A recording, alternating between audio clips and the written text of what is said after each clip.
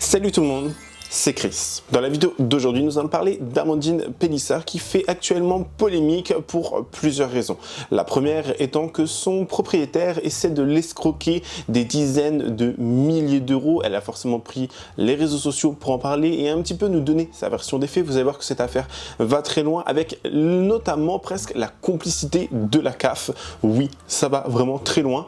Et par la suite, on va se rendre compte qu'elle essaie de déménager en Espagne, mais qu'elle a envie que ses abonnés lui donnent de l'argent via une cagnotte. On va essayer de débunker tout ça ensemble aujourd'hui, donc si vous êtes intéressés, continuez à regarder. Mais avant de commencer la vidéo, n'hésitez surtout pas à vous abonner et activer la cloche de notification pour être toujours au rendez-vous. Actualité, polémique, scandale, people, télé-réalité, storytime, ici on parle de tout. Et n'hésitez pas à faire un tour en barre d'infos si vous souhaitez davantage soutenir la chaîne. Merci beaucoup. Bon, alors ça va être une vidéo assez longue parce que Amandine Pélissard, on la connaît, hein, la petite Pélissard, Madame Pélissard, parle beaucoup. Son mec, il baragouine des mots, hein, on va pas se mentir au bout d'un moment, mais voilà, elle parle beaucoup. Elle a fait énormément de TikTok sur ce qui s'est passé dernièrement entre son propriétaire, elle et sa famille, et ça va dans tous les sens. Il y a tellement de parties qui durent 9 minutes, 10 minutes, enfin vraiment il y a beaucoup d'extraits. Donc ce que j'ai pensé faire, c'était une vidéo en deux parties. La première, on va un petit peu se centrer sur ce qui se passe avec son propriétaire qui essaie de l'escroquer, hein, qui essaie d'escroquer vraiment beaucoup, mais alors vraiment beaucoup d'argent. Et la deuxième partie qui sera publiée demain, on reviendra un petit peu plus sur tout ce qui se passe avec son déménagement en Espagne, la cagnotte et le fait qu'elle demande et qu'elle réclame de l'argent à sa communauté. Dites-moi en commentaire si ça vous convient. Dans tous les cas, la vidéo sera déjà faite ça sera déjà fait en deux parties, mais je pense que c'est mieux parce que sinon ça fait trop d'informations, ça fait trop lourd et il y a beaucoup trop de choses, vous voyez. Donc bon, on va faire comme ça, j'espère en tout cas que ça vous plaira, mais je préférais vous le dire avant. Voilà, on peut commencer. Alors, rappelez-vous, Amandine Pélissard a décidé avec sa famille, son mari, de déménager en Espagne pour des raisons de sécurité, pour des raisons qui les regardent, j'ai envie de vous dire. Mais avant cela, ils doivent bien évidemment un petit peu s'acquitter de ce qu'ils doivent, un petit peu finir les contrats avec le propriétaire actuel, propriétaire qui réclame énormément d'argent, si bien que en janvier dernier, donc janvier 2025, le mois dernier, ils ont fait des TikTok où ils nous disent ce qu'il se passe avec leur propriétaire actuel. Ils ont dû donner des chèques, mais des chèques avec des sommes astronomiques, des 10 000 euros, des 1 000 euros par-ci, des 2 000 euros par-là, enfin vraiment énormément d'argent. Comme quoi, faire du contenu pour adultes, ça rapporte de l'argent, hein, et être sur les réseaux sociaux aussi. Et donc, ils vont donner beaucoup d'argent, ils vont aider parce que la maison, rappelez-vous, cette grande maison dans le sud avec piscine, une maison vraiment très très grande, très spacieuse, hein, ça n'était pas à eux. Beaucoup de personnes pensaient qu'ils étaient propriétaires. D'ailleurs, je pensais même moi aussi qu'ils étaient propriétaires, alors que non. Non, ils sont pas propriétaires, ils sont juste là en tant que locataires. Donc c'est parti dans tous les sens, si bien que vous allez voir, il va y avoir des dépôts de plaintes et même la CAF va être limite, si vous voulez, à la limite de la collaboration et de l'usurpation d'identité de cette famille. C'est quand même extrêmement grave. Je laisse dans un premier temps regarder les explications d'Amandine Pélissard vis-à-vis de ce qu'il se passe avec ce fameux propriétaire. Regardez bien. Coucou, donc ce soir on fait une vidéo TikTok, hein, ce qui n'est pas habituel, mais là on a décidé de la faire en premier sur TikTok. Elle sera repartagée en story Instagram parce que il se passe quelque chose encore d'anormal. Donc vous allez dire que oui, on les accumule, clairement, on les accumule, hein, voilà. Moi je vous cache pas que là je suis dans un état de nerfs, j'en ai plein le cul, clairement j'en ai ras-le-bol. Vous c'est pas sans savoir qu'on rencontre des problèmes avec notre propriétaire actuel, et ce depuis 2023. Ça a commencé en fait temps après l'emménagement. On a emménagé en juin 2023. Alors ce qu'on va faire, c'est qu'on va récapituler brièvement un peu tout ce qui s'est passé dans la chronologie, sans rentrer dans des détails profonds comme on l'a fait plusieurs fois en live avec vous ou au travers de story Insta, parce qu'en fait, pour que les personnes qui n'ont pas suivi ce qui s'est passé avec ce monsieur puissent comprendre pourquoi on en est là.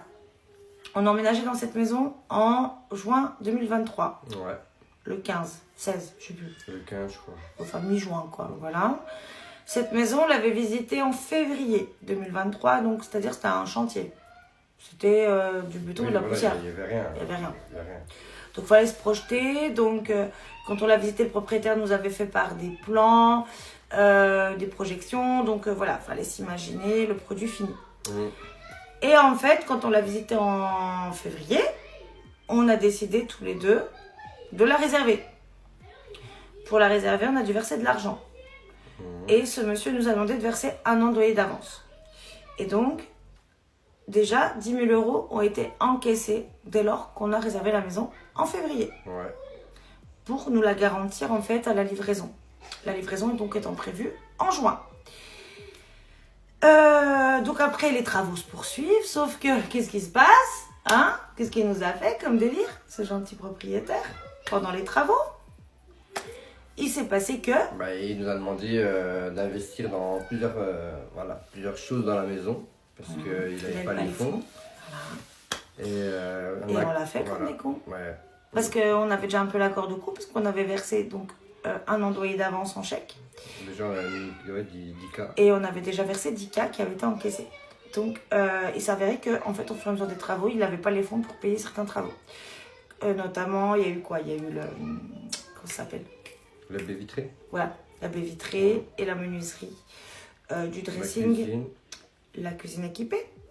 Alors que quand on avait visité, rappelle-toi, tu te souviens, quand on avait visité, il nous avait quand même garanti une cuisine équipée avec des éléments hauts et des éléments en bas. Et après, il disait, bah, écoutez, moi, j'ai que le bas, mais il n'y a pas le haut. Alors, si vous voulez mettre le haut, bah, il faut investir 1400 €. 1400 balles, ouais. Dans la cuisine équipée. Voilà. Une cuisine équipée Ikea, bas de gamme, hein, vraiment très très bas de gamme. Et en Ikea, fait, quoi. Oui, mais bon, après Ikea, t'as plusieurs entrées. T'as une entrée voilà, de gamme, t'as un milieu de gamme, t'as un haut de gamme. C'est du bas de gamme, en tous les cas. Néanmoins, lui nous avait fait... en fait, quand on avait visité, il nous avait donc dit qu'il y aurait des éléments de cuisine bas et haut, avec colonne, micro-ondes, tout ça. Sauf qu'en fait, au moment de payer la cuisine en question, il n'était plus en mesure d'avoir les fonds de le faire. Donc, il a fallu qu'on paye, nous, les éléments en hauteur et la colonne micro-ondes, etc. Encore une fois, une maison en location. On a dû payer la baie vitrée et la menuiserie du dressing, qui normalement, initialement, était un garage. Et en fait, il a décidé de faire de ce garage une buanderie. Ouais. Donc carrelé, tout ça. Et donc avec, au lieu d'une porte de garage, une menuiserie et une baie vitrée. Ça nous a coûté 3 600 €. Voilà, on a payé. Et quand on est arrivé dans le logement, la piscine n'avait aucune sécurité. Donc ce qui est interdit. Et nous, on était très inquiets parce qu'il y avait qui ne savait pas nager quand on est arrivé? Parce que maintenant, ils savent quasiment tous nager. Il y avait tous, hein. Il y avait aussi Alina et... Lena, ouais. Luna savait nager aussi. Sauf les petits. Voilà, à partir d'Adam, personne ne savait nager. Et dans tous les cas, c'était interdit en tant que propriétaire. Bref, dans une maison, il faut qu'il y ait une bâche, il faut qu'il y ait les normes de sécurité. Voilà, qu'il y ait une bâche sécuritaire, une bâche à barre, ou voilà. Et lui nous dit, oui, j'ai une alarme, mais je ne l'ai pas mise, je peux vous la ramener. Bah oui, ramène-la, sauf qu'il ne nous l'a jamais ramenée. Et qu'il dit, oui, non, mais... Non, le pire pour la bâche, il a dit, ouais, je vous la commande. Il l'a commandé, mais il nous a dit, il faut payer 1300... combien c'était? Quasiment 1300 balles, 1290 €. Ouais, 1290 balles, ouais. On a payé donc de notre poche. Voilà. Et quand même, il a dit, je l'ai commandé, mais il faut payer ça. Bah, je vais la commander, mais il faut payer ça. Voilà. Alors que, donc, encore une fois, c'est interdit. Et vous savez qu'il est même allé jusqu'à, en fait, jusqu'au ménage, en fait, du logement. Quand on a emménagé, imaginez-vous. Il y a une femme de ménage. Donc, il avait une femme de ménage qui l'appelait souvent qui pour nettoyait femme après, chantier. Après le chantier, ouais. Voilà. Et il nous dit donc, je peux la faire revenir. Parce qu'il nous dit qu'en fait, ça s'est très mal passé avec les déménageurs. Parce que je vous explique, quand on est parti d'Alès, les déménageurs sont partis avant nous. Parce qu'en fait, on avait acheté beaucoup de meubles neufs, qu'on avait fait livrer ici, qu'on a fait monter donc ici directement par les déménageurs. Sauf que le propriétaire donc intervenait quand même régulièrement parce qu'on était vraiment sur la toute fin de chantier juste avant d'emménager. Donc il y avait le remplissage de la piscine, il y avait des trucs de nettoyage d'or. Pareil, parenthèse, aparté, j'ai oublié ça. Hein, franchement, rappelle-toi. La cuisine extérieure, j'ai encore les mails. Ah oui. La cuisine d'été, il a voulu nous faire payer la cuisine d'été. Là, tu l'avais dit stop, là. Voilà. Pas, alors que bon. C'est pas notre maison, on va pas investir. J'ai pété les plombs. Là, en fait, il dit oui, j'ai fait mettre une cuisine d'été avec du travertin. Donc, c'est, vous savez, un carrelage un petit peu qualitatif. Enfin, bref. Il dit, moi, je prends en charge la plomberie, l'électricité, les prises télé. Alors, les prises télé, sachant qu'il n'y a aucune prise télé qui fonctionne dans la maison. Hein. Tout passe par la box. Aucune prise télé n'est fonctionnelle. Hein. Parenthèse. Et il me dit, oui, mais par contre, il faudrait m'aider, machin. Là, en fait, j'avais câblé, j'ai dit, attendez, par contre, non, ça va pas du tout, monsieur Bidule. on va l'appeler Monsieur Bidule, hein, pour pas donner son nom, parce que vous nous faites payer ci, vous nous faites payer ça, et encore ça, et encore ça, et on verse, on verse des loyers d'avance, et on paye les travaux de la maison, à un moment donné, stop. Même si les travaux étaient convenus qu'ils soient déduits des loyers à venir, en plus des loyers qu'on a déjà payés d'avance, ça devenait problématique. Donc en plus, nous, la cuisine d'été, on l'a bien aménagée, parce qu'on avait prévu l'électroménager, tout ça. On a fait une cuisine carrément complète avec plancha, frigo, four extérieur, micro-ondes. On l'a aménagé correctement, mais ils voulaient encore plus nous faire payer l'aménagement de base qui est fondé dans l'aménagement de la maison. Voilà, on lui a donné ça, après ça, voilà, lui il a voulu tout, lui là. Mais vous allez comprendre pourquoi, vous allez comprendre l'énergumène, hein, le profil de l'énergumène, et vous allez comprendre où on veut en venir. Parce qu'en fait aujourd'hui, mon ami le Troufiac nous a fait part de quelque chose de complètement lunaire. C'est pour ça qu'en fait on fait un petit récapitulatif, parce que beaucoup n'ont pas suivi, parce que je vois qu'il y a encore des gens qui pensent qu'on est propriétaire et tout, enfin, vous n'avez pas tout suivi. Donc on récapitule les choses pas à pas. Donc, on en est là. Donc on en est, voilà, avoir eu pas le choix que d'avancer tous ces travaux, finalement. Parce qu'on avait déjà investi de l'argent dans cette maison. C'est un très bon parleur. Oui, très sympathique, très avenant. Très bon parleur, il fait le sympa. Bah, surtout que toi t'as copiné avec lui, hein, clairement. Enfin, copiné je m'entends. Mais il venait tout le temps chez nous. Tous les jours, il était chez nous. C'était le premier été. Ah oui, hein. Franchement, moi, toi qui ne buvais pas de bière, tu t'es mis à boire de la bière avec lui. Clairement, Chapitre ne buvait même pas de bière. Franchement, je l'aimais bien. Voilà, et on l'a même emmené au village. Il nous a demandé de l'emmener au village au Cap d'Agde avec sa femme. Donc il nous a quand même demandé de l'emmener au village naturiste, parce que vous savez compris quand t'es le village naturiste, il nous a demandé de l'emmener, on a accepté de l'emmener, on les a invités à dîner là-bas et tout. Enfin bref. Passons. Donc, on emménage. On arrive au 15 juin, on emménage. Donc, je vous cache pas qu'on est vraiment un peu dépité. Voilà, on a payé beaucoup de frais. Et en fait, a priori, ça s'est très mal passé avec donc le propriétaire et les déménageurs dans les 3 jours avant qu'on emménage. Il nous dit qu'ils ont tout dégueulassé. Qu'il arrivait à 11h le matin, qu'ils étaient encore en train de dormir. Parce qu'il faut savoir que nous, on a emménagé sur une semaine, grosso modo. Parce que, comme je vous dis, on a fait livrer beaucoup de meubles ici avant notre emménagement. Et les déménageurs avaient déjà fait un voyage. Et il était question qu'ils dorment 2 jours ou 3 jours ici. Et qu'ils fassent le montage des meubles avant qu'on arrive avec les enfants et tout. Et donc le reste de nos affaires qu'ils allaient transporter avec leur camion. Sauf que le propriétaire, donc lui, n'avait pas fini quelques travaux. Il y avait le plombier qui devait intervenir et tout. Et le plombier est intervenu un matin à 11h et s'est fait insulter par les déménageurs parce qu'a priori, ils dormaient encore. Les déménageurs dormaient encore et l'ont insulté.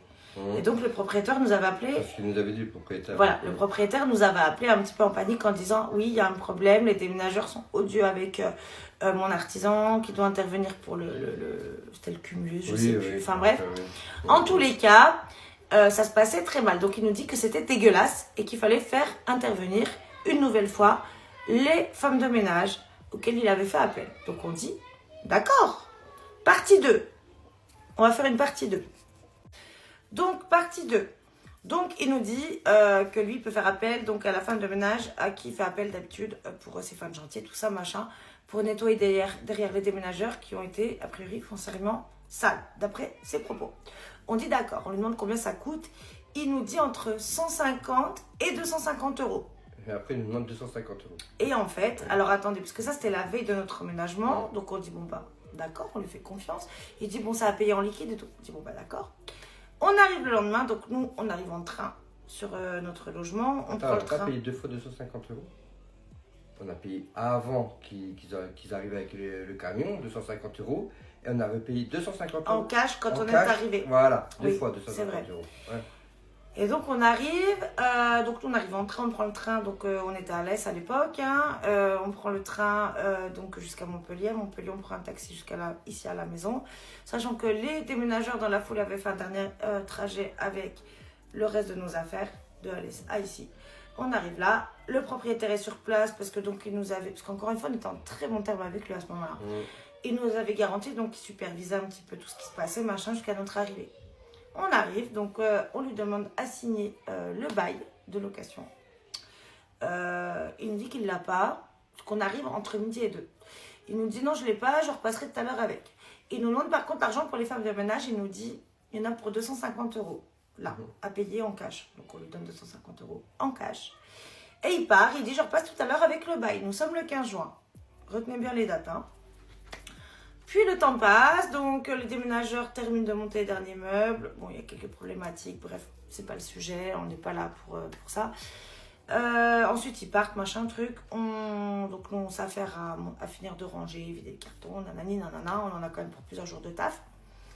Et en fait, nous, on avait une femme de ménage à Alès qui était OK pour venir faire nous dépanner ici, mais comme c'est comme assez loin d'Alès, voilà, elle pouvait pas venir de façon régulière. Et dans les premiers jours, moi, j'étais enceinte en plus, avec une grossesse à risque. Donc, on avait besoin d'une aide annexe. Donc, il nous propose les services de cette fameuse femme de ménage qui est venue pendant que nous étions en plein emménagement, à savoir que nous n'étions pas encore dans la maison, la fameuse femme de ménage pour qui on a versé 2 fois 250 €. Vous avez compris? Et donc, on lui demande quels sont ses tarifs. Et quand elle nous dit ses tarifs, on est un peu stupéfait, parce que ça ne correspond pas du tout à ce qu'on a payé. Et on lui demande, parce que du coup, on la boucle, elle vient, donc en fait, c'est le proprio qui nous a donné son numéro. Mais il n'a pas pensé qu'on allait avoir la présence d'esprit de lui demander ce qu'il lui avait demandé en tarif. Ce qu'elle lui avait demandé en tarif. Et on apprend qu'en fait, elle lui a demandé 50 € par intervention. Donc 50 € pour le nettoyage de fin de chantier qu'on avait payé avant d'emménager et 50 € pour le renettoyage qu'elle a été faire. Donc, pour elle, il l'a payé 100 € et lui, nous on a payé 500 €. Lui, il s'est mis 400 balles dans la poche. Non, Déjà 500. là. 400. On a payé 500. Oui, 500. Oui, voilà, lui il a payé 100. Oui, effectivement. Voilà, ça fait 400 balles de bénéfice pour lui, effectivement. Parce que nous on a payé 500 balles. Donc bon, comme on est en bon terme avec lui, on est emménagé tout ça, Alex il me dit bon, parce que moi je lui dis attends, je vais quand même lui dire, il me dit non vas-y fais pas de zèle, en plus la nana en plus c'était une fille, voilà c'était une maman et tout, enfin voilà, on voulait pas faire d'histoire, donc on a fermé notre gueule, on a dit bon tant pis, vas-y, next, pas grave. Déjà là on se dit bon, on voit comme il est le coco. Quoi. Voilà, et sachez qu'en fait donc on emménage, donc il était censé revenir l'après-midi avec le bail, le mec, évidemment il revient pas avec le bail. Par contre il vient le lendemain avec un pack de C64. Pourquoi? On sait pas. Et le gars, sur la vie de mes gosses, franchement, il n'était pas chez nous tous les jours. Ouais, souvent. Il y a même un soir, sa femme, elle est venue en pétant un plomb parce qu'ils avaient rendez-vous au restaurant avec des amis. Il devait sortir avec des amis. Le gars, il était chez nous, là, sur la cuisine d'été, dehors, à boire des binges. Voilà, il arrivait avec son pack de 16, il buvait des binges. Et en fait, elle le cherchait partout. Elle croyait qu'il avait eu un accident même. Elle était en PLS. En fait, il est souvent avec nous, mais en fait, je pense que dans cette idée, il voyait des dollars ou des euros, je sais pas quoi. Il a dû croire les policiers, c'est millionnaire. Il a dû croire, je sais pas quoi, mais bon. Voilà. C'est comme ça, tu vois. Et le truc, c'est que bon, le temps passe, puis souvent je lui dis, Taïeb, s'il te plaît, ramène-moi le putain de bail, parce que je n'ai toujours pas le bail, et moi j'ai les enfants inscrits à l'école. À l'école, voilà. Pour l'assurance, pour juste le compteur d'électricité, il me faut ce putain de bail. Puis à chaque fois il trouve une excuse, ouais j'ai oublié, ouais si, ouais ça, ouais machin. Le temps passe. Il oublie beaucoup. Après, il part en vacances à Ibiza. Il revient, il nous demande de l'emmener au village naturiste avec sa femme. Donc, on les a traînés un soir au village naturiste, on les a invités au resto, enfin bref. Et il nous ramène, enfin, parce qu'à un moment donné, je commence quand même à m'agacer. Je dis, écoutez, là, c'est plus possible. On a besoin du bail. On doit inscrire les enfants à l'école. On n'a pas de justificatif de domicile. Je n'arrive même pas à mettre le compteur d'électricité à mon nom puisque je n'ai pas le bail de location que tu étais censé nous amener le jour de l'emménagement. On arrive au 15 août, je n'ai rien. Ça va pas du tout. Même l'assurance pète un câble. Et quand on a fait assurer la maison, en fait, on l'a fait assurer par notre banque. Et notre banquier nous a dit, mais il ne faut jamais payer des loyers d'avance, c'est interdit. Nous, on ne savait pas. On avait déjà payé 2. On avait déjà payé 10K et 10K plutôt. Voilà, on avait payé 20 000. En fait, on a fait 3 chèques de 10 000, il en avait déjà encaissé, il avait déjà encaissé 20 000 €. Donc, on lui expliquait qu'en fait, le dernier chèque de 10 000 €, il ne pouvait pas l'encaisser, qui fait qu'il nous le restitue. Parce qu'en fait, c'est interdit et on ne le savait pas. Puis lui, il a fait celui qui était aussi pas au courant. Donc, il a dit, ok, bien sûr, je vous le ramène, tout ça. Et donc, le bail de location, il nous l'amène enfin entre le 15 et le 20 août. C'était franchement vraiment en deadline. Parce que je pétais les plombs. Je dis, attends, en fait, moi, j'en ai besoin. Là, j'en ai besoin pour les papiers d'inscription, j'en ai besoin pour tout, quoi. L'électricité, l'eau, l'assurance, tout. Il me faut mon putain de bail, quoi. 2 mois qu'on te le demande, ça va pas du tout. Il nous le ramène. Et il arrive comme d'hab, ouais ça va Alex, bidule le truc, machin, avec son pack de 16, là, comme d'hab, là. Et en fait, je commence à lire et c'est vrai que pendant que je lisais, il essayait de détourner l'attention. Il me posait des questions, machin. Enfin, vous voyez qu'il voulait qu'on soit déconcentré. Sauf qu'en fait, je lis. Je signe pas un truc sans le lire. Je lis. Et en fait, je constate quoi? Qu'il nous fait un bail pour une location d'un logement meublé. Oui, oui, vous entendez bien, un logement meublé. Alors qu'on est sur un logement complètement vide, avec tous nos effets personnels. Il a poussé le vide jusqu'à faire une liste fictive de meubles inexistants. De meubles, lits, tables, machin, enfin, électroménager, enfin, n'importe quoi. N'importe quoi. Et en plus, tout ça, on l'a fait, comment dire, analyser par un cabinet d'avocats spécialisés en droit du logement, ceux qui nous défendent d'ailleurs actuellement, parce qu'on a 2 procédures contre lui actuellement. Et en plus, il nous a dit, un logement meublé, normalement, le propriétaire doit tout fournir jusqu'aux fourchettes, aux couteaux et aux torchons, quoi, et aux draps de lit. Et en fait, il a fait une liste complètement fictive de meubles qui a un lit, un canapé, une table basse, une table à manger, un four, machine à laver, machin, un lit là, un lit là, un lit là, un meuble là, un meuble de ça, machin. Non mais on va où? Et en fait, moi je commence à bloquer. Je dis mais pardon, Taïeb, c'est quoi ça? Oui, parce qu'en plus il a 2 prénoms, le mec, on ne sait même pas comment il s'appelle. Hein, parce qu'il s'appelle un coup Taïeb, un coup s'appelle autrement. Ah. Et je dis par contre, c'est quoi ça? Je comprends pas. Ouais, moi je fais ça avec toutes mes maisons parce que ce monsieur a priori plusieurs maisons en location. Et plusieurs problèmes avec plusieurs de ses locataires. Hein. Il a carrément un couple de Parisiens qui ont emménagé avec ses 2 enfants. Les pauvres, au bout de 2 mois, ils sont barrés. La femme, elle est repartie à Paris, illico presto avec ses 2 gosses. Et le mec est en train de péter les plombs parce qu'il lui aura fait des dingueries. Hein. Là, on essaie justement de faire un collectif. On aimerait connaître ses autres locataires hein, pour... Parce qu'il voilà, y a des problèmes avec tout le monde. Et même dans le lotissement où on habite, hein, parenthèse aussi, avec tous les autres propriétaires qui sont dans le lotissement, il faut savoir qu'il est en porte-à-faux avec tout le monde. Il a fait des dingueries à tout le monde. Les voisins d'à côté leur ont fait des dingueries. Ceux d'en face, il leur a fait des dingueries. D'ailleurs, ceux d'en face nous ont demandé son numéro, etc. Enfin, il n'y a rien qui va. Il n'y a rien qui va. Et donc, en fait, je lui dis, je ne comprends pas ce que tu fais là. Donc il me dit oui, moi je fais ça sur toute ma maison, machin. Je dis mais pourquoi? Quel est l'intérêt en fait? Je comprends pas. Que l'on aime ou que l'on n'aime pas la famille Pélissard, Amandine Pélissard, etc. Je trouve que là par contre, le comportement, ce qu'il se passe vis-à-vis de cette famille, hein, de ces personnes, c'est extrêmement, mais vraiment extrêmement, comment dire, irrespectueux et dégueulasse. On parle de gens qui ont des enfants, une famille, des gens qui ne sont d'ailleurs pour la plupart, pas forcément aimés parce qu'ils ont fait du contenu X, que ça a été relayé parce qu'ils ont participé à une émission de télé-réalité avec des enfants, machin, enfin avec leurs enfants, etc. Donc ils ont déjà pas forcément aimé. Mais en plus de ça, ce propriétaire a été jusqu'à, si vous voulez, envoyer des DM à des gens. Envoyer des DM pour discréditer la famille Pélissard, pour donner leur adresse où ils vivent, pour donner plein d'informations sur eux. C'est tout bonnement dégueulasse. Alors après, il faut prendre ça avec des pincettes, bien évidemment. Est-ce que là, ce que l'on voit, c'est la réalité? Est-ce que c'est vrai hein? Parce qu'on ne sait forcément jamais quoi croire, surtout sur les réseaux sociaux. Hein. Tout est fait des fois pour faire le buzz. Mais là, vraiment, on va dire que c'est vrai, hein, juste pour être dans l'histoire, si vous voulez. C'est quand même très très grave. Un mec va DM d'autres personnes, ton propriétaire, imaginez votre propriétaire va aller DM des gens pour leur dire regardez, ils ont fait ci, ils ont fait ça, tenez leur adresse, machin, machin. On vit dans un monde de fous. Les gens sont totalement fous. Imaginez, surtout que ces personnes ne sont pas forcément appréciées, imaginez un jour, des gens débarquent chez eux. On l'a bien vu des fois avec Maëva Guénam qui s'est fait jeter des cocktails Molotov sur sa baraque. On l'a vu avec plein de gens. Là, on parle d'enfants, d'enfants en bas âge. On parle d'une famille avec des enfants. Il y a des venues, il y a des va-et-vient dans la maison. Il y a des gens qui partent, qui rentrent. Enfin, vous voyez ce que je veux dire? C'est quand même très dangereux. Bref, regardez bien ça. Donc, on en arrive à aujourd'hui où en fait, Jérémy m'envoie un message en me disant que notre cher propriétaire sur TikTok se permet d'envoyer des messages à différentes personnalités publiques en leur demandant de diffuser massivement notre adresse, voilà, et en prétendant qu'on lui doit 50 000 €. Bravo, bien sûr, mais effectivement. Et en plus, il donne son numéro de téléphone. Et il donne son numéro de téléphone en disant appelez-moi, comme ça je vous dirai comment tout partager, tout ça machin.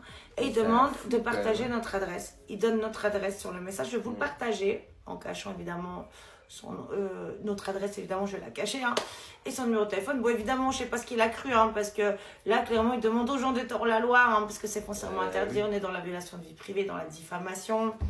En fait il est complètement bête de demander voilà, de diffuser notre adresse et tout, et donner des détails avec son numéro de téléphone. Mais tout ce qu'il a déjà fait jusqu'à maintenant, parce que tout le monde a porté plainte contre lui. Nous, on a 2 procédures en cours contre lui. Il est complètement fou. Ce mec est un malade mental. Il nous a fait des dingueries. Vous savez quand même, vous voulez une petite anecdote? Tu te rappelles, en premier été, donc on n'avait encore d'ailleurs pas le bail. C'était courant juillet. On est parti au Cap d'Agde de 2 jours, hein, tous les deux, en amoureux. Donc il y avait la nounou qui était avec les enfants. Imaginez-vous qu'il y a un mec qui est venu. Ah, le truc des façades là, le mec des façades. Le façadier, en gros celui qui faisait la façade extérieure de la maison. Il voulait bloquer la maison parce que l'autre il l'avait pas payé, il lui devait plus de 2000 et quelques 2500 euros. Ouais, bref. Il est venu sonner chez nous. On était au Cap d'Agde. J'ai Manon qui m'appelle qui me dit oui Amandine, Alexandre, j'ai un problème. Il y a un monsieur qui est devant qui veut mettre un échafaudage pour bloquer l'accès à la maison parce que le propriétaire ne l'a pas payé pour avoir fait les travaux de la façade extérieure de la maison, parce que donc il était au black, le monsieur. Et le monsieur pétait un plomb parce qu'il avait toujours pas eu son argent. Donc on avait emménagé nous mi-juin, donc la façade était terminée depuis un moment. Et lui, en fait, le propriétaire avait trouvé des petites malfaçons, des défauts, des machins, soi-disant, pour pas le payer. Et comme c'était au black, et ben voilà, il n'avait pas de recours. Et en fait, quand elle nous a appelé, il était devant elle. Elle nous l'a passé, il dit moi j'ai 3 enfants, il me doit 2500 euros. Il m'a dit qu'il ne paierait pas, machin, parce qu'il dit qu'il y a des trous, je sais pas quoi. Il a pété les plombs. Il a dit en plus, ce mec-là, c'est un fou, il a fait des trous dans les murs avec des marteaux, parce qu'il écoutait bien chez les voisins. Parce qu'en fait, nos voisins d'à côté, au départ, ils étaient amis. Ils ont acheté un terrain qu'ils ont coupé en 2. Sauf que lui, il s'est embrouillé avec eux, forcément. Pour une fenêtre ou pour une fenêtre, je sais pas quoi. Enfin, puis encore, c'est sa version aussi, à lui. Et un mur aussi. Tu vois. Et en fait, c'est pour ça, vous vous rappelez, quand on emménageait au départ, il y avait un mur en briques rouges du côté de notre piscine. Vous vous rappelez, il y avait tous les murs peints crépus en blanc. Il y avait un mur en briques rouges avec des trous. Et en fait, c'est lui qui a fait des trous au marteau, parce qu'il est devenu fou. Et un jour, il est devenu taré, il a mis des trous, il a tapé avec un marteau. Et il mettait de l'eau dedans. Et il mettait de l'eau dedans pour leur faire des infiltrations du côté des voisins, pour leur niquer leur mur et tout. Et en fait. Devant le façadier et puis devant tous les employés. Ah oui, le façadier nous l'a dit et tout. Enfin, justement, il a pété les plombs, le façadier, mais il est malade. Et il nous avait dit.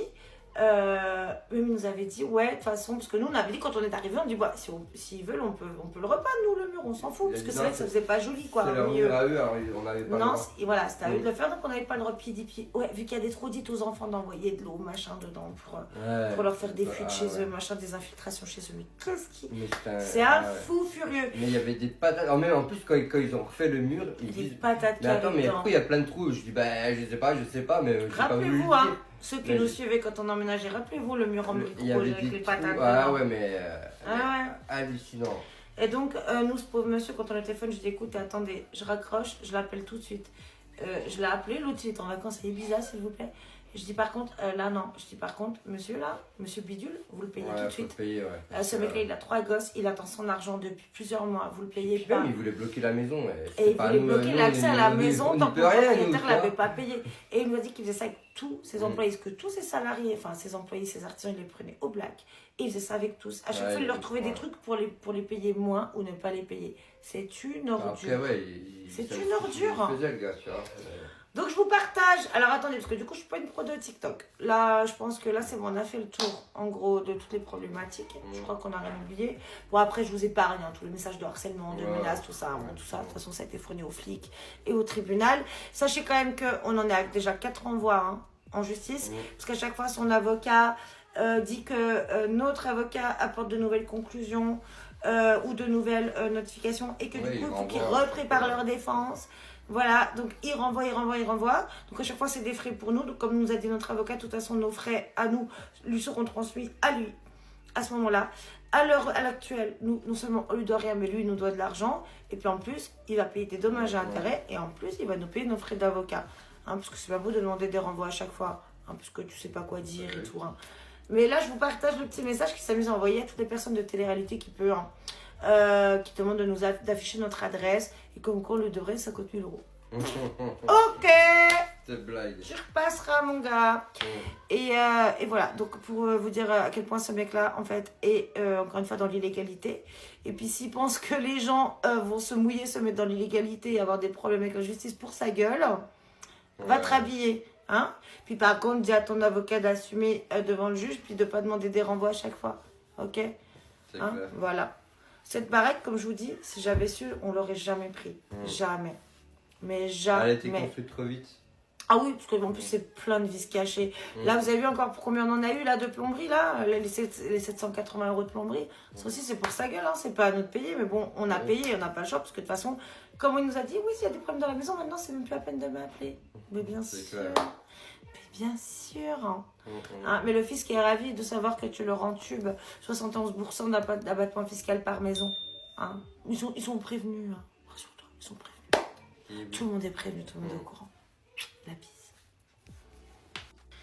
Donc partie 3. Hein, alors on essaie de faire au plus bref possible, mais bon, comme c'est très complexe et très long, et dans la chronologie, ça nécessite hein, quand même de tout expliquer en détail. Donc, ce monsieur nous remet un bail pour un logement meublé, évidemment, qui n'en est pas un, avec une liste fictive de meubles inexistants provenant de sa bourse, hein, qui absolument n'est pas le cas, puisque le logement était vide. D'ailleurs, on avait fait de nombreux contenus, tout ça, sur la maison vide. Avec, bien pris la tête avec lui. Hein. Ah oui, bah ce jour-là, moi, je suis partie. Parce que je voulais pas signer ce bail. Je lui ai dit non. Par contre, en plus, on s'est retrouvé le bec dans l'eau, parce que ça faisait plus de 2 mois qu'on était dans la maison. Les enfants étaient inscrits à l'école, ils attendaient justement voilà, les documents nécessaires, l'assurance, tout. Enfin, on était pris complètement. On avait la corde au cou. En fait, on n'avait pas le choix que de signer ce putain de bail. On s'est pris la tête parce que je disais non, mais là, c'est bon, il faut signer parce que. Moi, je suis partie. Lui, il a signé. Parce que moi, j'ai trouvé ça inadmissible. Je dis, mais pourquoi vous faites ça en fait? Je dis, je comprends pas. Et il me dit, mais parce que moi, j'ai plus de 50% d'abattement fiscal en faisant passer mes maisons pour des logements meublés alors que c'est des logements vides. Et il fait ça avec tous ses locataires. Et donc, tous ces locataires, en fait, sont en pétage de plomb. Tous se cassent, hein, encore une fois. Que je vous dis, il y a ce couple de Parisiens. Il y en a d'autres aussi. Et moi, j'ai pas voulu cautionner ça, je me suis pris la gueule avec lui. Et là, on a vu une autre face de ce monsieur, parce qu'encore une fois, on était en très bon terme avec lui auparavant. Et là, il a viré, il est devenu complètement quelqu'un d'autre. Il a des yeux noirs, il est devenu chevelu. Je me suis barrée, parce que je dis hors de question. Puis du coup, vu que c'est un logement meublé, vous me devez 5 000 € de caution. Je dis quoi? Vous avez déjà filé 20 000 €, on a payé les travaux de la baraque. Puis là encore, tu veux 5 000 € de caution, alors qu'on est sur un logement vide. Normalement, c'est 1 mois, c'est pas 2. Et là, tu fais une liste fictive de meufs, enfin, tu nous fais un bail complètement frauduleux pour gratter. Et on a su, après, parce que du coup, on l'a dénoncé aux impôts, etc. Hein, parce que là, on a 2 procédures en cours contre lui. Il n'a pas, non pas 50, parce qu'il nous a dit qu'il avait à peu près 50% d'abattement fiscal. Non, il en a 71%, pas 50. Voilà. Donc, moi, je me suis cassée. Alex, bon, bah, il a voulu tempérer le truc. En plus, l'autre devenait complètement fou. Quand je vous dis fou, c'est fou. Il y avait les enfants à la maison et tout, donc il a signé, parce que de toute façon on n'avait pas le choix, on avait besoin des documents hein, pour mettre les compteurs à notre nom, l'école, l'assurance, tout, on avait besoin de justificatifs de domicile. Et là, quand je suis rentrée après, je dis, on s'est fait entuber. Là, on est dans la merde. Et effectivement, qu'est-ce que j'avais pas dit là? On s'est bien retrouvés dans la merde. Suite à ça, c'est poursuivi donc un large conflit, puisque je dis hors de question qu'on vous donne 5 000 € de caution, ce n'est absolument pas légal. Vous faites des baux, parce que donc je dis des baux hein, parce qu'il a plusieurs logements, absolument pas légaux. Il faut qu'on puisse en fait à un moment donné être dans les clous. On est sur un logement vide, les immeubles sont à nous. Et aussi, le truc qui est pas normal, c'est qu'on a investi dans la maison, on a investi beaucoup d'argent dans la maison. Il aurait pu dire, ouais, bon, comme vous avez investi dans la maison, ouais, je vous demande que ça. Oui. Mais non, même pas, il en voulait toujours plus. C'est ça, en fait. c'était toujours plus. Alors que les sommes qu'on avait investies dans la maison, comme je vous dis, on avait déjà versé les 10 000 € pour bloquer la maison en février. Après l'argent qu'il nous a demandé pendant les travaux, il était question, encore une fois, qu'elle soit déduite des loyers. Et lui, il nous demande 5 000 balles de caution. Donc, par principe, je dis non, jamais de la vie, en fait. Mais va te faire enculer. Tu rêves ou quoi? C'est quoi ça? T'as rêvé ou quoi, toi? Je sais pas, t'as rêvé. Et du coup, après, c'est parti foncièrement en couille. il a commencé à faire des choses très malsaines. Vous vous rappelez ce 3e chèque de 10 000 € que je vous expliquais en partie 1, en partie 2, je sais plus, qu'il devait nous remettre. Finalement, il n'a pas voulu nous le remettre, il a voulu le poser en forcing. Sauf que moi, vous doutez bien, j'ai des comptes, hein, on a des comptes, on a un compte courant comme tout le monde, puis on a des comptes placés. Je ne laisse pas 10 000 € sur mon compte courant comme ça pour le fun.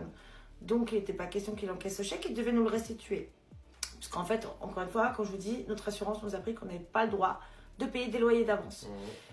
Et sauf qu'il ne l'a pas restitué, il a voulu l'encaisser en forcing. Donc, il a été rejeté pour défaut de provision. Logique. Et il est hors de question que je restitue cette provision, vu qu'il ne veut pas l'encaisser. Et qu'on a la trace écrite de ce monsieur, comme quoi il devait bien nous le restituer, ce chèque, ce 3e chèque de 10 000 balles. Sachant qu'on était déjà plus de 26 000 € hein, qu'on avait payé. Hein, voilà. Et on est à 2 mois d'emménagement. Ok, hein.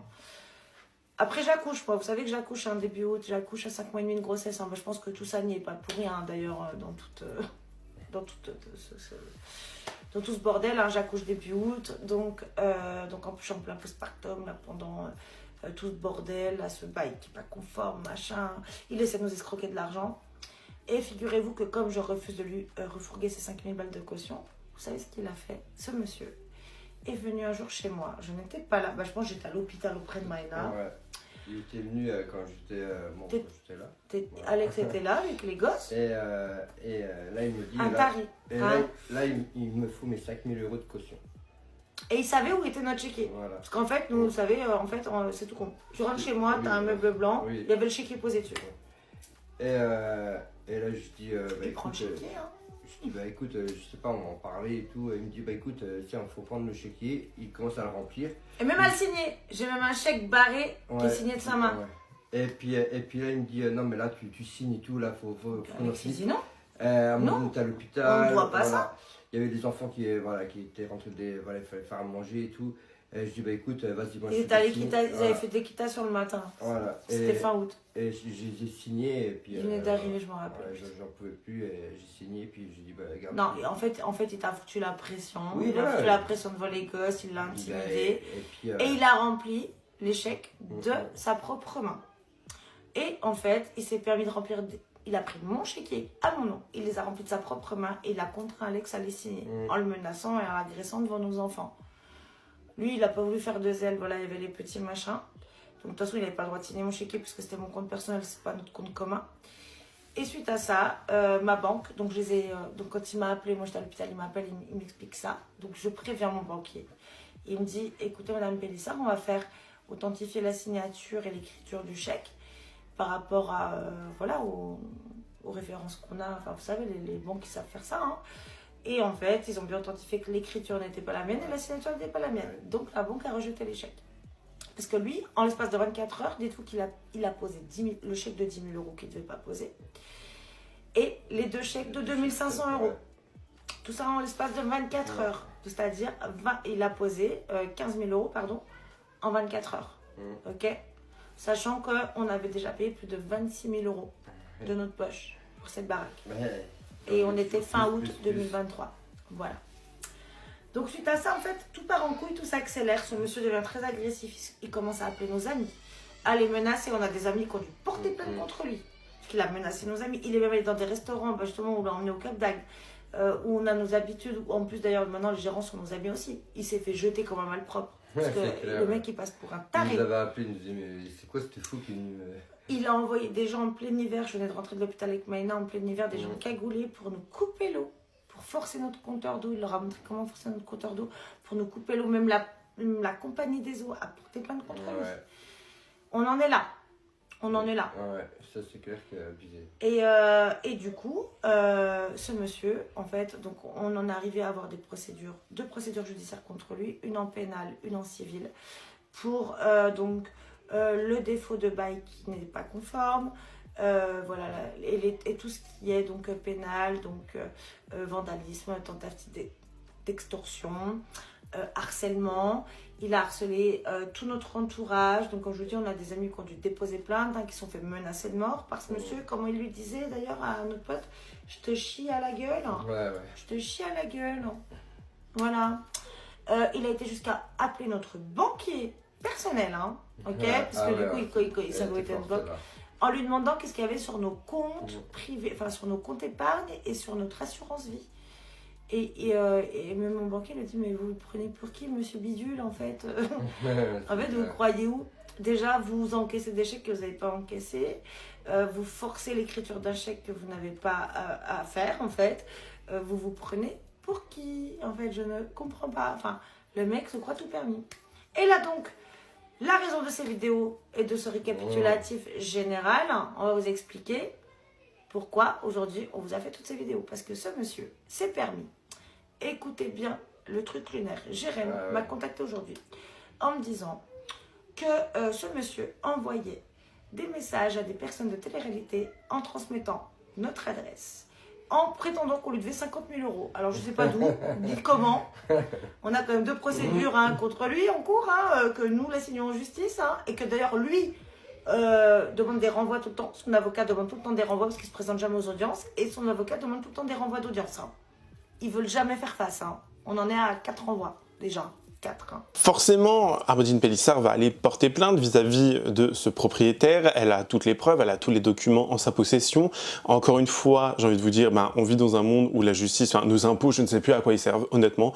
On va dans un bureau de police, dans un poste de police, et les gens sont là, dédaigneux, ils vous regardent mal, ils vous parlent mal, ils vous disent « oui, c'est pas si, je vous dis ça par connaissance de cause, non, c'est pas dans cette gendarmerie-là, mais dans celle-ci. » Si vous allez porter plainte dans une gendarmerie, peu importe laquelle, ils doivent recevoir votre plainte et la prendre, ni plus ni moins.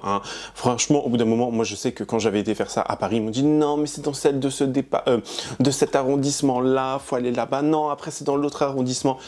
Tu prends ma plainte, tu fermes ta gueule. Au bout d'un moment, j'ai envie de vous dire, franchement, nos impôts ne servent plus à rien. Donc déjà, en plus de ça, tu vas pour porter plainte, c'est pas forcément une mince affaire, c'est pas genre une balade au Club Med, vous voyez. Et en plus de ça, faut échanger avec des personnes qui n'ont pas envie de faire leur travail, c'est quand même très compliqué.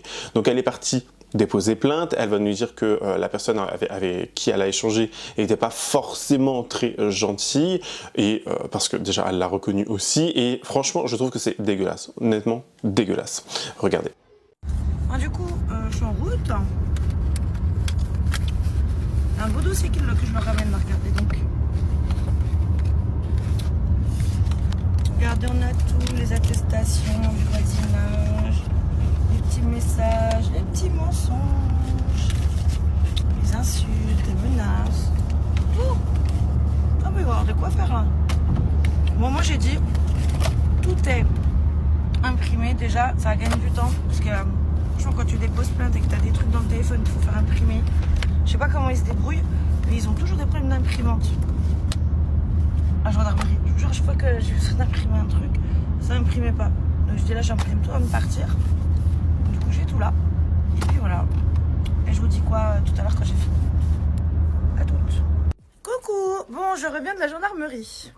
J'habite pour une connaissance du dépôt de plainte. Alors, écoutez bien, c'est lunaire. Mais quand je vous dis qu'on en a plein le cul, c'est qu'on en a vraiment plein le cul. C'est pas peu dire. Donc j'ai eu affaire à une dame qui n'était pas très quel adjectif je peux utiliser, jovial, on va dire, sans dire de sauter de joie. Enfin franchement non, cette dame je l'ai sentie quand même très fermée, et je vais vous dire pourquoi. Parce que clairement là c'est une situation problématique quand même. Écoutez bien. Donc j'arrive, coup de bol, il n'y avait personne en salle d'attente. Dans la salle d'attente, la gendarmerie, elle me dit vous voulez porter plainte, pourquoi? Donc évidemment, elle m'a reconnue tout de suite, évidemment. Bonjour Madame Pélissard, mais bonjour. Donc je lui explique, elle me dit, mais vous avez déjà été entendue pour le propriétaire? Je dis non, j'ai pas été entendue pour ça, j'ai été entendue pour l'histoire des chèques. Le fameux chèque de 10 000 euros qu'il a encaissé, qu'il ne devait pas encaisser. Donc le 3e chèque, vous savez, qu'il devait nous restituer, qu'il n'a pas restitué, conformément à ce qu'on avait convenu par rapport donc au fait qu'il est interdit d'encaisser des loyers d'avance, et que nous ne le savions pas, et qu'il avait déjà encaissé plus de 20 000 euros de loyer, plus tous les travaux qu'on avait payés, dont je vous ai déjà mis les preuves en story. Enfin bref, le 3e chèque, il devait nous le remettre. Il nous l'a pas remis, il l'a encaissé, il était rejeté pour défaut de provision. Logique, parce que je ne laisse pas traîner 10 000 balles sur mon compte. Moi, si tu dois l'encaisser, un truc qui n'a pas lieu d'être. Voilà. Et les 2 chèques de 2 500 euros qu'il est venu chez moi qu'il a rempli de sa main sur mon chéquier et qu'il a contraint Alex à signer. Et en plus de ça, on se rend compte qu'il arrive encore à se faire verser 800 balles par mois de rappel pour cette période-là. Donc le fait est que même si à cette époque-là, on y avait droit, ça nous ça revient, cet argent, c'est pas à lui, dans tous les cas. Et le mec, oh, mais putain, on lui a filé des dizaines de milliers d'euros. Il est encore allé trouver moyen de se faire payer un rappel de CAF de presque 14 000 balles en une fois sur la première année où on était dans la maison. Parce que nous, effectivement, quand je vous dis, on n'a jamais demandé l'APL puisque vu qu'on n'avait pas le droit aux autres allocations, pour nous, il n'y avait pas droit de toute façon. Mais effectivement, comme c'est calculé sur les revenus de 2 ans auparavant, eh ben, l'enfoiré, voilà ce qu'il vient de faire quand même. Non mais allô quoi. On vient de voir ça, mais quel escroc, mais quel voleur. Alors qu'on lui a payé tous ses loyers plein pot, cet enculé. Mais putain, il va me faire péter les plombs. C'est un malade, mais il est vraiment malade. Avec tout l'oseille qu'on lui a donné, qu'on a payé, le mec, il va encore se faire des rappels de CAF sur la première année. Non, mais c'est quoi ça? C'est quoi? Mais c'est quoi? Il a réussi à se faire payer de la CAF, le gars, en demandant un rappel sur le début, parce que justement, on n'a jamais... Bah, la preuve, vous voyez, comme ça, comme quoi vous voyez bien qu'on ne demande pas d'appel, on ne demande rien. Et le mec, il arrive en plus encore à se faire verser 800 balles par mois, cet enfoiré. Hein? Parce que, rappelez-vous, comme je vous dis, c'est calculé sur les 2 ans avant, hein, en gros. Mais c'est quoi cet escroc? Mais je vais le balancer tout de suite à la CAF. Je vais balancer... Et là, je vous balance tout, là. Je vais vous balancer tous les virements que j'ai fait, tout l'argent que je vais verser à cet enfoiré-là. Ras-le-bol. Vous allez voir qu'est-ce qu'il gratte, là. En plus, il gratte la CAF. Le mec gratte l'État. Gratte la CAF. Que nous-mêmes, on n'a même pas demandé, alors qu'on y avait droit à l'époque, on l'a même pas demandé. Non, mais vous voyez le délire ou pas? Non, mais franchement, chérie, c'est pas lunaire. Ah, mais c'est abusé, ouais. C'est quoi ça? Mais c'est quoi ce mec? Là où ça va devenir vraiment dégueulasse selon moi, c'est que Amandine Pélissard va appeler la CAF. Elle va les appeler, elle va leur demander des explications concernant un certain document qu'elle aurait signé. Ce document étant comment elle appelle ça? Ça s'appelle un plan d'assurement de la dette. Donc c'est-à-dire que si je comprends bien, en gros, elle est liée avec son propriétaire qui est lui endetté apparemment et elle va l'aider en gros à rembourser via la CAF ou je ne sais pas trop quoi. Enfin, tout lui sera versé. Et ce document devrait être signé normalement de la main d'Amandine Pélissard, son mari, et en fait c'est le propriétaire qui a fait ça. Vous voyez, elle stipule et elle nous dit qu'elle n'a jamais signé ce document, que ce document n'a jamais été en sa possession et qu'elle n'a jamais pris connaissance de ce document. Ce qui est assez drôle aussi là-dedans, c'est que vraiment, s'il y a une conversation de sourds, vous voyez, Amandine Pélissard va demander le document, la preuve, la meuf de la CAF va lui dire, faut que vous alliez sur votre compte, que vous nous envoyez un mail, etc. Sauf que Amandine Pélissard veut pas, elle veut que ça soit directement la personne qu'elle a en ligne qui lui envoie. Donc ça va être une conversation de sourds, vous allez voir, et aussi vous prouvez à quel point on vit dans un système. Enfin, l'autre, elle lui dit, oui, envoyez-nous un courrier écrit de votre main. On est vraiment dans un pays où tout est d'une lenteur, mais d'une lenteur, vraiment. Envoyez-nous un courrier de votre main ou un mail. Enfin, je veux dire, au bout d'un moment, t'es là, on te dit, je veux ce document. Bah, tu envoies le document. Enfin, je sais pas. Je trouve, après, bon, il y a des règles à suivre, il y a des choses à faire, bien évidemment, dans les règles de l'art. On est bien d'accord. Mais, encore une fois, là, on parle vraiment de quelque chose de très grave et de très récent. C'est-à-dire que le mec aurait fait de l'usurpation d'identité en disant, oui, regardez, donc cette personne, parce que forcément, quand tu deviens locataire, tu donnes pièces d'identité, des revenus, des machins, il y a tes signatures sur certains documents. Donc forcément, tu as accès à toutes ces informations et que tu peux transmettre, bien évidemment, à d'autres plateformes comme la CAF, etc. Vous voyez? Donc le mec aurait peut-être, supposément, utilisé la carte d'identité d'Amandine Pélissard pour faire un plan d'assurement de dette ou je sais pas quoi, enfin c'est quand même très grave. Si c'est vrai, vraiment encore une fois, parce que ce mec là on l'a pas forcément entendu parler, mais si c'est vrai, c'est tout bonnement dégueulasse. Et le mec, tenez-vous bien, le fameux propriétaire, des screens ont été partagés, il a été jusqu'à intimider l'ancienne locataire de ce logement, enfin d'anciens locataires qu'il avait eu. C'est une dinguerie, vraiment une dinguerie. Je vous laisse regarder. Donc, ce qui rappelle que vous avez signé avec lui un plan d'assurement de la dette. J'ai quoi? Quoi? Attendez, répétez ce que vous venez de dire. J'ai fait quoi? Répétez, s'il vous plaît. Attendez, j'ai mal entendu là. J'ai signé quoi, moi? J'ai signé quoi? On a pu verser le rappel des logements au propriétaire Attendez. Vous me dites que j'ai signé un plan d'appurement de la dette avec lui? Dites-moi que c'est une blague. Je veux une copie, s'il vous plaît. Je n'ai rien signé, madame. Je n'ai rien signé. Quand vous a-t-il produit ce document? Je n'ai jamais rien signé, madame. Impossible. Vous êtes tout à fait en droit de demander à la CAF la production de cette pièce justificative. Il va falloir que vous nous fassiez un écrit, un mail, une réclamation. Enfin, oui. Donc alors en fait là vous me dites que ce rappel lui a été versé à juste titre parce que il y aurait eu un plan d'appurement d'une dette qui n'existe pas que j'aurais signé moi avec lui. C'est la procédure d'impayé. Alors comment justifiez-vous que je n'ai rien signé? Comment ça se fait? J'ai rien signé, madame. Ce monsieur c'est même rempli d'échecs lui-même. Il n'y a pas de dette déjà. C'est ça qu'il faut. Mais il faut que vous vérifiez auprès de vos locataires de la bienveillance et de la vérité fondée des propos des propriétaires. C'est quand même incroyable. Je n'ai rien signé. Vous avez la preuve que je l'ai signé. Vous m'avez vu le signer. Je vous ai fait à moi un écrit depuis ma boîte mail pour vous dire que je signais ça. Jamais de la vie. C'est lui qui vous l'a produit. Ça, c'est pas moi. Et mettez-vous à ma place, madame, s'il vous plaît. On vit un cauchemar. Vous me dites que j'ai signé un plan d'appurement de dette inexistante. Madame Pélita, je suis en train de vous dire ce qu'il faut que vous fassiez. Vous me dites, écoutez-moi, je n'ai jamais signé ce plan d'appurement. Mais bien sûr. Nous, cette pièce, vous êtes tout à fait en droit de nous demander cette pièce justificative. Ah oui, je vais la demander, ouais. Ah oui. Bien sûr. Et ça a été fait quand, ça? Juste que je situe chronologiquement un peu dans l'évolution de la situation et de la procédure, enfin des procédures en cours. Il l'a fait quand, ce papier? Au moment où on a fait le rappel.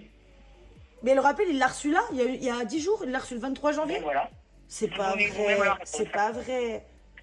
Il a fait ce papier-là, il y a une dizaine de jours. Mais je rêve.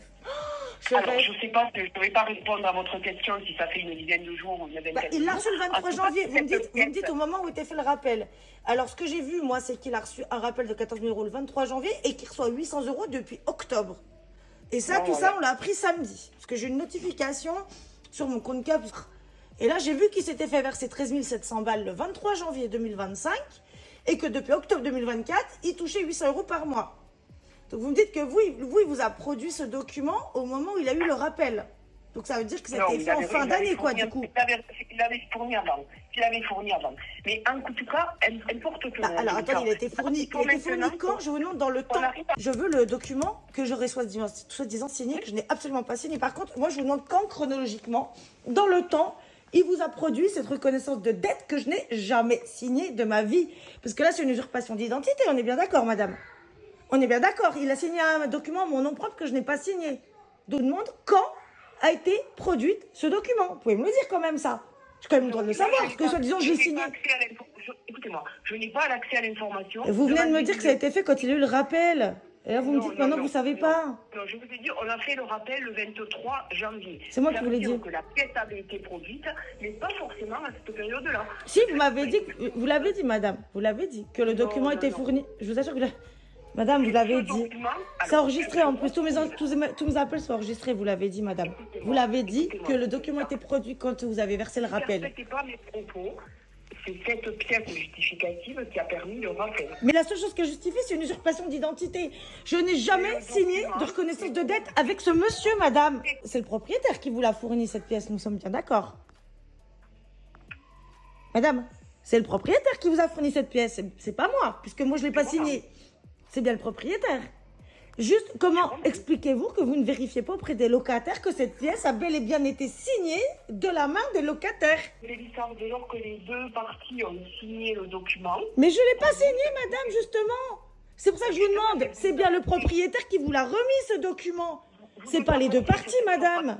Aujourd'hui, écoutez-moi, vous nous apportez cette information aujourd'hui. Non, mais vous allez m'apporter des informations aussi aujourd'hui, là. Surtout, vous allez m'apporter ce document que je n'ai jamais signé parce que, madame, là, vous vous rendez complice d'une usurpation d'identité au sein de la CAF.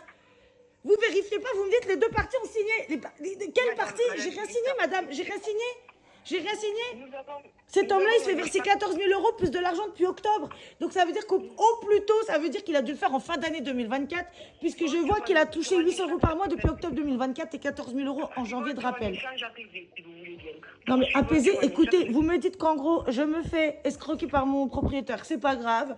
Vous prenez pour argent comptant des documents signés de qui on veut, mais en fait, vous ne vérifiez même pas que les gens ont signé. C'est pas grave. Je me fais escroquer, je vis un cauchemar, je me retrouve avec des frais d'avocat pas possible, avec un mec qui m'escroque, qui me pourrit la vie, qui m'harcèle, qui fait rentrer des gens chez moi, qui fait péter mes compteurs d'eau, qui me menace de mort tous les jours. C'est pas grave. Et c'est encore moins encore d'aller me justifier pour avoir la preuve d'un document que je n'ai jamais signé. Tenons à cette réglementation. Alors, juste expliquez-moi cette réglementation, qu'est-ce qu'elle stipule? Parce que ce document, déjà, c'est lui qui vous l'a produit, c'est pas moi. À aucun moment, j'ai signé ce document, à aucun moment je vous ai dit, voici la reconnaissance de dette que je signe avec Monsieur Kerchou, je suis en accord pour l'apurement de la dette, qui n'existe d'ailleurs pas. Ça n'existe pas, c'est passé. Alors, expliquez-moi comment ça se passe, une procédure réglementaire. Je ne vais pas m'engager à vous expliquer une procédure complexe pourquoi de A à Z. Au vu des éléments que vous venez de me donner cet après-midi. Madame, je vous demande comment ça se passe, cette procédure, j'arrive pas à comprendre. Surtout là, je veux la demande de ce papier. Parce que là, moi, je m'en fous, les loyers, je sais que je les ai payés, madame. C'est déjà au tribunal, ça va être jugé. Donc au pire des cas, même auprès de vous, c'est plutôt vous qui avez des trucs à me justifier. Parce que moi, je m'en fous, je les ai même mis sur les réseaux sociaux pour vous dire les preuves de paiement. Les photos des relevés de compte, etc. Tout ça, c'est chez l'avocat et en plus, ça passe au tribunal. Moi, ce que j'attends, c'est de vous. C'est vous qui avez quelque chose à me prouver. Ce document. On reviendra vers vous dans un deuxième temps. Alors déjà, on va commencer par le fameux document, le fameux plan d'apurement que je n'ai jamais vu, jamais signé. D'accord. Voilà, donc par contre, vous avez bien dit, et ça sur preuve d'enregistrement, que le plan d'apurement a été fait au moment où il a eu le rappel d'argent. Ça a été dit, madame, de votre bouche. Après, vous me dites que vous ne savez pas. Après, vous me dites que c'est un document réglementaire, une procédure réglementaire. Donc, je vous demande comment ça se passe, parce que je n'y connais rien, parce que du coup, moi, je n'ai jamais signé ce document-là. Moi, vous n'êtes même pas en mesure de m'expliquer comment ce document s'est retrouvé dans vos mains, soi-disant signé de la mienne. Vous aurez transmis les pièces justificatives. Non mais alors, non, c'est vous qui avez une pièce justificative à me transmettre. Déjà, on va commencer par là. Elle va me transmettre ce document en premier lieu. Donc là, je vais vous faire un mail, vous allez me donner votre adresse mail pour que vous m'envoyiez ce document et sans tarder, dès aujourd'hui, s'il vous plaît. Donc j'attendais, je prends un stylo. Alors, madame Pénicaire, vous allez utiliser votre compte CAF pour transmettre un document. Hein, vous allez Non, vous n'avez pas compris. C'est vous qui allez me transmettre ce document. Non, enfin, en fait, vous ne comprenez pas ce que je vous dis. Vous ne comprenez pas. Moi, je veux la preuve de ce document. Parce que là, si je vous envoie les preuves des virements, vous allez me dire que l'apurement est caduc. Non, mais madame, je ne suis pas débile. J'ai dit quand même quelques notions en droit. Parce que là, vous me demandez de moi vous transmettre les preuves que j'ai payé les loyers. Sauf que moi, je sais que je les ai payés. Puis encore une fois, les preuves, je les ai transmises à la terre entière. Donc, je m'en fous. Par contre, vous n'arrêtez pas de me dire que pour avoir le plan d'apurement, il faut que je vous transmette les justificatifs comme quoi j'ai payé. Sauf que quand je vais vous les transmettre, vous allez me répondre. Du coup, le plan d'apurement de la dette est caduc et je ne l'aurai pas. Et vous savez que vous êtes en tort parce que vous avez accepté un document qui a été usurpé, que je n'ai pas signé. Moi, je veux en premier lieu ce document. Je veux ce document que je n'ai jamais signé. Donc, vous allez me l'envoyer. Et aujourd'hui. Oui, vous allez aller sur transmettre un document. Non mais, encore une fois, moi je vous transmets... Non, moi je vais rien vous transmettre, vous. Là, vous allez me le transmettre, le document. Vous comprenez toujours pas ce que je vous dis. Je veux voir ce document, madame. Donc, moi je vais rien vous transmettre du tout tant que j'ai pas vu ce document. Tant que j'ai pas vu ce plan d'apurement que je n'ai jamais signé avec ce monsieur, que vous avez pris en compte et suite auquel vous avez versé plus de 15 000 €, 16 000 € à ce monsieur en tout, avec ce qu'il touche en plus depuis le mois d'octobre, moi je vous verserai les preuves que j'ai payé mes loyers quand j'aurai vu ce document que je n'ai pas signé. Pas l'inverse. C'est mon droit, vous me l'avez dit, de voir ce document. Vous me l'avez dit, madame, vous êtes enregistrée depuis le début. Donc, donnez-moi l'adresse mail à laquelle je vous envoie une trace écrite, comme vous me l'avez dit tout à l'heure, encore une fois, sous fond d'enregistrement. Vous m'avez dit que j'avais juste envoyé un mail pour vous dire de me transmettre ce document. Donc, dites-moi. C'est ça. Envoyez-nous un mail où vous nous demandez... À quelle adresse mail? Produire le plan d'apurement. D'accord. À quelle adresse mail, madame, s'il vous plaît? Mais non, vous allez sur votre compte CAF, effectivement, pour l'instant. Ah non, je veux voir ce papier avant. Bien sûr. Enfin, je suis pas complètement débile, quand même. Hein, je suis pas complètement neuneux. Vous avez l'habitude d'écrire un mail. Vous allez nous écrire un mail en nous demandant, tout simplement... je veux votre nom, par contre, pour dire qu'après qu'on se soit entretenu. Parce que... Donc là, aujourd'hui, vous me transmettez la copie du document. On est bien d'accord? Non, c'est vous qui allez nous demander par écrit, parce que ça aussi... Ah, c'est ce que... Oui, voilà. Là, moi, dès que je raccroche, je fais la demande. Non, mais faites pas exprès de la comprendre non plus. Vous allez me la transférer aujourd'hui, du coup. Là, je vous fais le mail dès que je raccroche, là. Dès que je raccroche, je vous fais le mail. Donc, on est d'accord, vous allez me le transférer aujourd'hui. Et on donne suite, alors aujourd'hui, oui. Ah non, mais là, c'est un petit peu urgent, madame, parce qu'on parle d'usurpation d'identité, hein, quand même, hein. Cautionné par la caisse d'allocation familiale, visiblement. Quand même, de surcroît. Donc, je veux le document aujourd'hui, madame.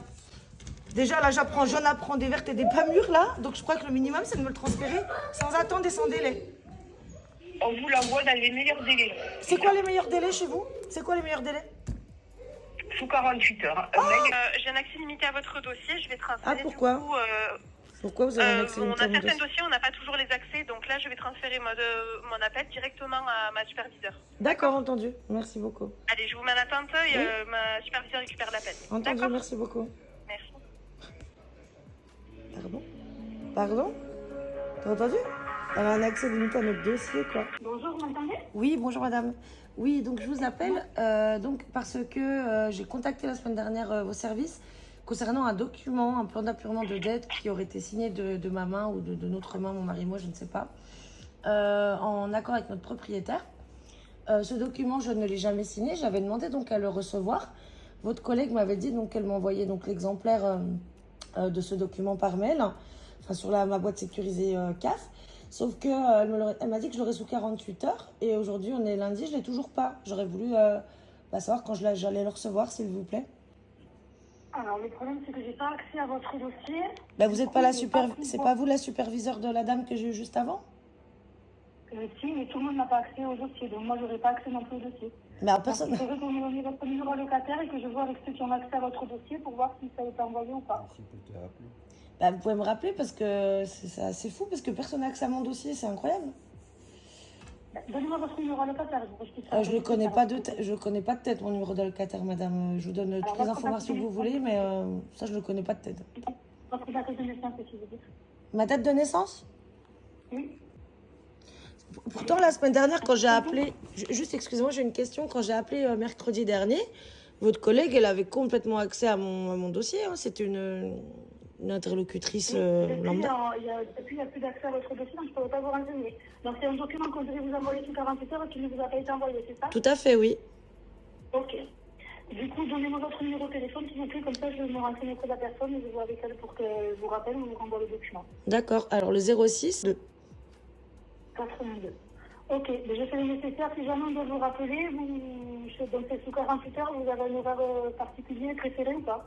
Non, mais en fait, c'est pas à me rappeler. Moi, je veux ce document, parce que je vous ai déjà eu au téléphone 2 fois la semaine dernière. C'est pas accès à votre dossier, donc je ne sais pas le document. Donc, j'anticipe, si jamais il y a quelque chose qui nécessite un appel, est-ce que sous 48 heures, à n'importe quelle heure, on peut vous contacter? Oui, il n'y a pas de souci, oui. Okay. Simplement, pourquoi je n'ai pas reçu le document, vu que je devais le recevoir sous 48 heures? Ok, là je me renseigne, je vois avec la personne pour qu'elle vous le renvoie si c'est possible, sinon je lui demande qu'elle vous rappelle sous 48 heures. Bien sûr que c'est possible, parce que votre collègue m'a dit que c'était mon droit d'avoir un document que j'ai soi-disant signé. Elle m'a dit que c'était dans mon droit. Moi, je n'ai pas accès à votre dossier, donc je peux juste faire ça. Donc je fais le nécessaire auprès de la personne qui s'occupe de votre dossier. D'accord, ouais, ok. Bonne journée. Au revoir. Au revoir. La caisse d'allocation familiale. Bon, c'était la fin de cette première partie, hein. C'était beaucoup d'informations, mais c'est très important aussi pour que vous compreniez demain de quoi on va parler et surtout pourquoi il y a eu toutes ces demandes de versement à gauche, à droite. Dites-moi en commentaire ce que vous en avez pensé, me donnez votre avis avec sincérité, courtoisie comme d'habitude. N'hésitez pas à vous abonner et activer la cloche de notification pour être toujours au rendez-vous. Lâchez votre meilleur pouce bleu et me rejoindre sur les différents réseaux sociaux. Tout se trouve en barre d'infos. Moi je vous fais plein de gros bisous. Je vous dis à la prochaine. Prenez soin de vous. Bye guys.